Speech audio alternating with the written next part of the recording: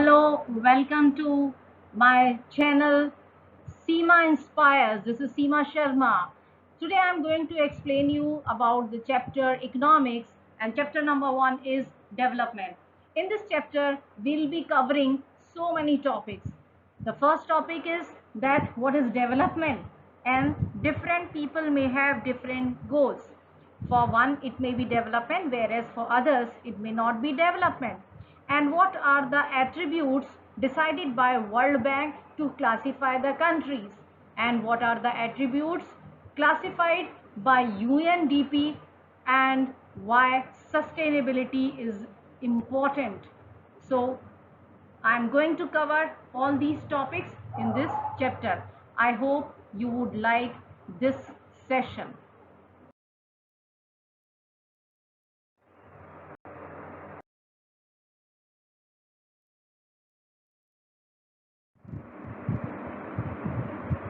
So, what are the aspects of development? Different people may have different goals. So, I would like to give you example of landless rural laborers. That what are their aspirations? Landless rural labor, the person who is not having any land, he is working on others' land. And what are his aspirations or his aspects? Means he needs more days of work, then he needs better wages, and he wants that his children should get quality of education in the same village, and no social discrimination should be practiced. He should also get the same respect as other people or rich people are getting in the society. He also can become a leader in their village.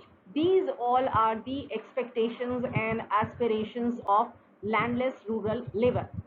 Second example I would like to give you about prosperous farmers from Punjab. Punjab is very famous in the means of cultivation. The highest amount of cultivation is done in Punjab, and the farmers, most of the farmers are very rich. So, what are his aspirations? First aspiration is that he wants higher income from higher prices from crops. It means that he wants to sell his crops at very higher prices. Then he wants that in return he must get cheap labor and hard working labor. It means he doesn't want to spend money so that he can make more and more profit, and he wants to settle their children abroad. So what is the difference between the aspiration of landless rural labor and very prosperous farmer? That landless rural labor, he wants more days of work and better wages, whereas a very rich farmer, he wants that higher income and he should get higher prices, and he wants that cheap labor should be there. And this landless rural labor wants that his children should study in the local school of their village, whereas rich farmer wants that his children should be settled abroad. Third example is urban unemployed youth, a young person who is living in the city but he is unemployed. And what are his aspirations? He wants to get secured job, then he wants a very good salary, good facilities like sanitation facilities, safe drinking water, and other kind of facilities, pension facility, gratuity should be there, then other allowances should also be there, and safe environment should be there. So all these three people are having different goals, different aspirations from each other. Fourth example is a boy from a rich urban family. His aspirations will be completely different from other three examples, three category of people. He wants higher education, not in the country, abroad. And he wants to settle his own business. He wants more and more profit from his business, and he wants to have luxurious life. So it means I would like to say that development for one may not be development for others. Another topic is development for one may not be development for another. I would like to give you example of one girl. A girl expects that she must enjoy more freedom as her brother is enjoying. She wants equal opportunity as brother is enjoying. and she wants that her brother must also share household work, whereas the brother is not thinking about it. His aspiration is not there. Equal opportunity, already he is enjoying equal opportunity, but he doesn't want to help in household work. Another example of the same topic is that to get the electricity, what are the aspirations of industrialists and villagers? An industrialist wants that a dam should be constructed to generate the electricity, whereas the people, those who are living in the same area, they do not want the construction of dam. Why? Because they will be displaced from that area due to construction of dam. So instead of big dam, what do they want? They want that check dam should be constructed. So I would like to say the development for one may not be development for another. Like the for industrialists, the development is construction of dam, whereas for the villagers it is not development for another. Similar, in the similar way, in the example one, that a girl's expectation is different from the boy's expectations.